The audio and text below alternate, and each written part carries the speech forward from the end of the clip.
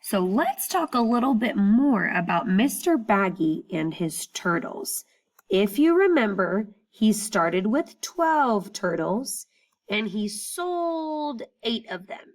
In the last slide that you just did, you should have figured out how many turtles he has left, okay? Listen to this.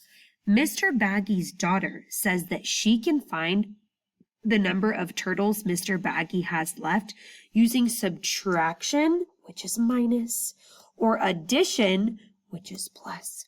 She says that she can find it either way. I want you to show 2 ways that Mr. Baggy's daughter can solve this problem.